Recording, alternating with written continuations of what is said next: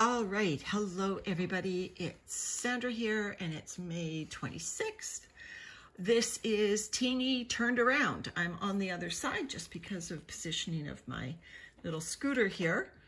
And I am going to do a feeding in the toilet paper area, which normally is on this side of the bin according to the camera, but I assume it's going to be on that side just because we turned around the tray here. So I'm just going to take off the plastic and the little mat. And we'll take a look and see what's going on with Teenie. Oh, looks like I have a few other things on top. This is one of my old trays that I use for my snakes and ladders. I use it and there, look at that. You see, I invert it and hope that all the worms crawl out, but there is still one there. I'll just try a gentle tap. Did he come out? Oh, partly. Maybe I'll be able to grab him now. Yes, I did grab him, put him in the bin. So yes, I invert trays in the hopes that any worms that I'm using to transport from one area to the other crawl out, but that rather large worm did not crawl out. Interesting, that's been in there quite a few days. So he must have had enough to keep him happy in there. So I will just take off this paper. There's a little disappearing tails. I always love that when you take off the cover from a bin and you just see the disappearing yellow tails. You're like, okay, we're in the bin. We are in the bin. There's probably worms in this paper because it's quite moist. So I'm going to put that over in another worm bin right next to me to make sure that if they crawl out of it, they will find a safe harbor. So again, I'm assuming the toilet paper is not on this side. Maybe I'll invert this video or not. Doesn't really matter. Let's just take a quick fluff this end. Doing a good job, Teenie, even though I haven't fed this end for a while. There's still worm activity in this end and castings accumulating nicely. Nicely. Good job. Beautiful castings. I can see leaf stems. Normally what I do is anytime I find a leaf stem, I throw it into what is the feeding area. It's the perpetual feeding area because I am not getting great success with having the worms disappear that entire roll of toilet paper, and I do want to see this experiment through till we can't find any of the toilet paper. So anyway, in the meantime, I am cycling Teenie and doing partial harvests and just leaving that toilet paper area as my feeding area. And I'm happy that the worms still find the other bedding that I put in here nice and yummy and come through it. We've given Teenie treats of manure bedding. We've given Teenie treats of me working in some powdered leaves bedding. And so obviously that's enough to attract them out of the feeding zone into the bedding zone. And who was trying that?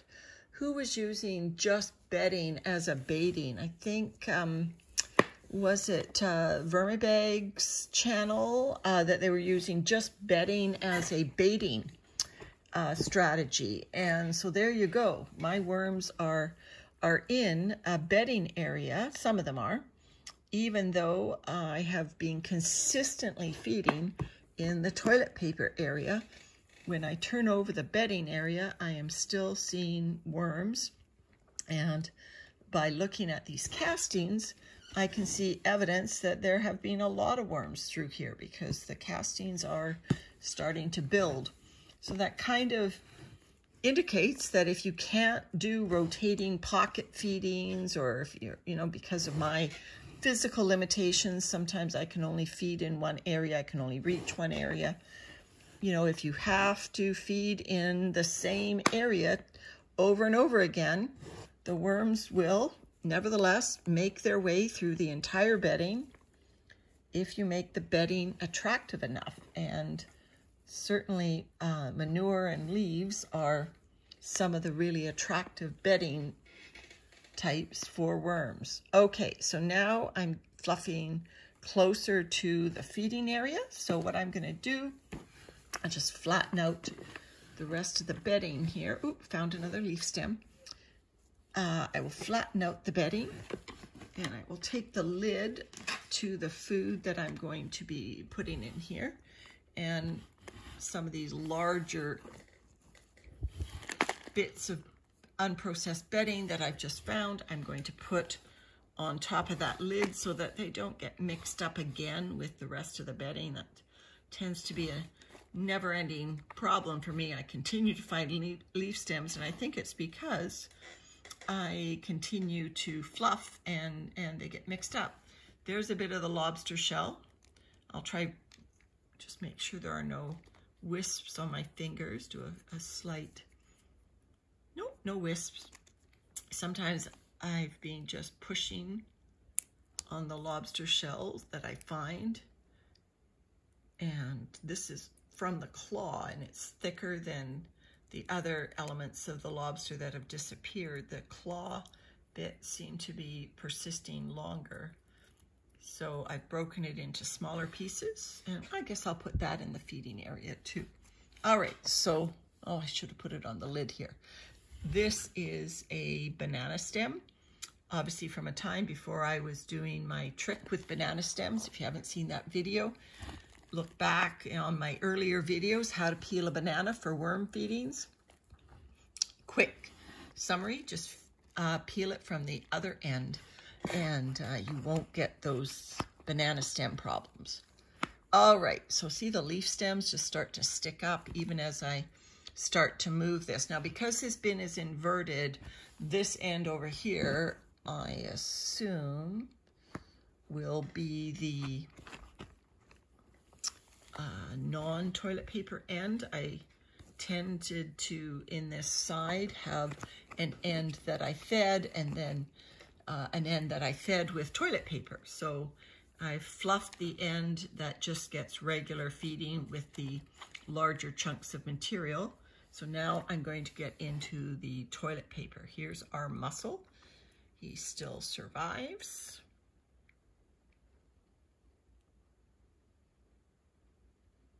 There is a worm going in and out of it. Oh my goodness.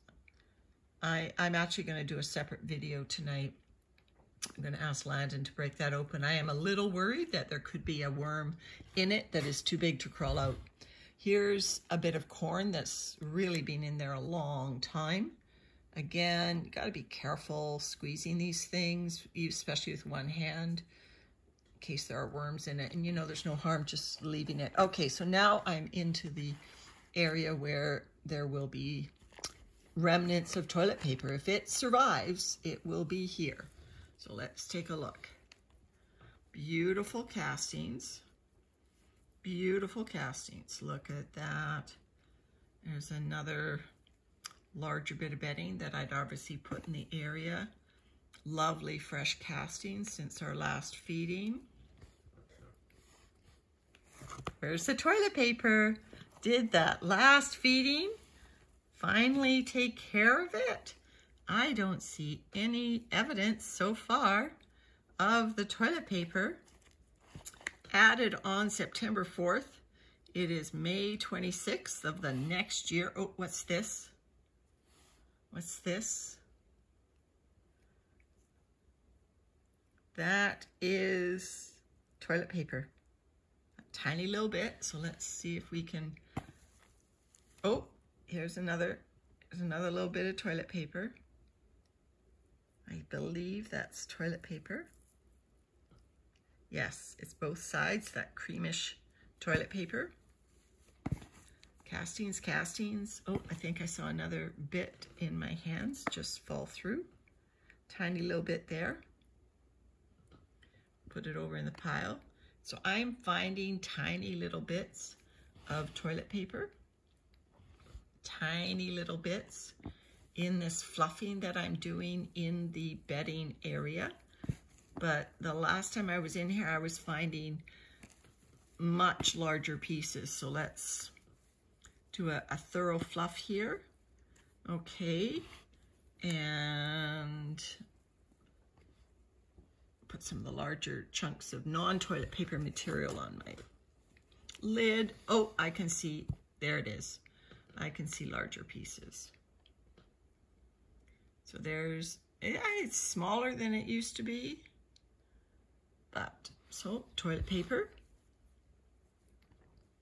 Here's another piece. You know, if you've ever put egg cartons in a worm bin, and sometimes the corners can fold into like little nuggets, that's what the toilet paper is kind of feeling like, is a heavier than you would expect for its size piece of bedding material. But I am not seeing the big extended pieces. I'm seeing smaller, little tiny scraps of, maybe that's not toilet paper there, that's something else. But I'm only seeing tiny scraps of toilet paper. These are something else, like avocado shell. There's another lobster shell. So let me try another scoop right here, right into the corner. Oh, I see some of the creamish material right there. So here's the largest piece of toilet paper. Here it is. Again, every week for months, I have been drenching this with the feedings. Had I known that this toilet paper would be this diminished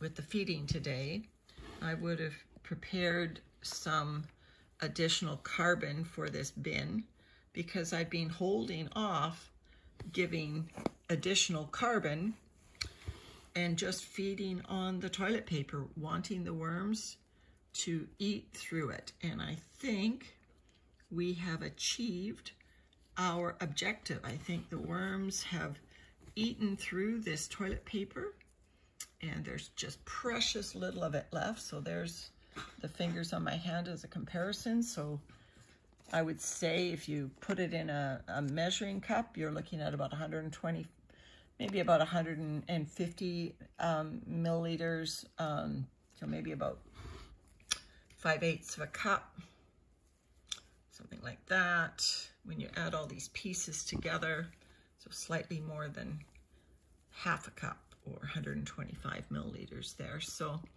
there's a last piece of corn cob that, again, covered in castings. No sign of active worm activity, but I don't want to break it open in case wisps tend to hang out on the corn. All right, I'm just going to do a thorough emptying of this corner right where I put the toilet paper, see if there's any fragments left. I do see a little bit of that yellow there, tiny little bit. I didn't catch it when it fell out. What's this? More corn.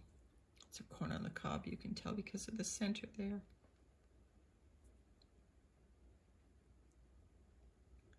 Yeah, that's corn again. Okay, so that is it. Well, what's this heavier chunk? That's an avocado pit. So obviously I'd put an avocado pit, still very, very dense. I am not seeing any more toilet paper. Good job, worms. All right, so here we are for toilet paper chunks. There's obviously a pit down there of peach pit or something. Here's the corn.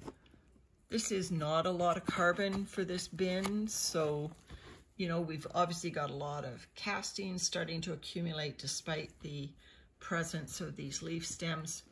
So I am going to make a note that the next time I feed Teenie, we'll get a healthy dose of carbon. May actually do a partial harvest. Oh, found another piece of toilet paper. May actually do a sifting of these castings to replenish the carbon bedding, take out some of the finished castings so that I can replenish the bedding in greater quantity, because it's been quite a while since these worms had you know, shredded cardboard. They've had powdered leaves, which of course is a carbon. So look at this. This is the, see, here's the claw of the lobster. I'll just make sure there are no worms on the lobster shell. Nope, can't see any worms on it. Obviously we could break it up with pliers, but I'm just going to try pushing on it, seeing if it's getting more fret. I've tried this every time I find it in the bin. It is still really dense and difficult to press. So, all right, I'm going to leave this mussel to one side, get Landon to come here with the pliers. And then all of this larger material I'm going to put on top of the food area. Well, if I feed it now, it's just going to run right through to the other level because there isn't any carbon. There's not enough anymore. So I'm going to have to put some of this larger material right here. That's okay, to stop the feeding falling straight through. There's a bit of corn cob again. That's all right. That's absolutely all right that we have it like that. All right, so what I'll do, the toilet paper is in this area. So one last go round, Teenie. Let's see if you can do it. I've got a feeding here. Now this feeding contains a little bit of fruit. You can tell by the orangish, bright orange color. We had a mango, and so they get the mango skin ground up. We eat a lot of avocados in this house, so it's ground up with avocado, and there was some banana peel in there. So I am going to do this, and you know, because I want to do a partial harvest, I'm hoping this generous feeding all down this side. It's only a skim coat. It's not thick. I don't want to put it on thick, but it is about a 4-inch wide swath, the entire width of the worm cafe. And so I'm hoping that is enough to get them out of the rest of the bedding and into this area. I mean, these castings are beautiful. My goodness. Good job, Teenie. Oh, and I just found another avocado pit. See, there you go. When you fluff and you put the material to one side, you often mix up the stuff that you want to keep in the bedding area. That should be in first person. I often put the stuff that I want to be in the baiting area throughout the bin again, when in actual fact, I'm trying to keep these lobster shells and everything over where the food is, so that when I do a partial harvest, I don't have to sift them all out again. All right, so I'm just pushing what is basically finished castings now on top of that area, and that is Teenie. All right, everyone, everything's looking good in Teenie. In fact, I would say he gets an A for effort this week. Bye for now.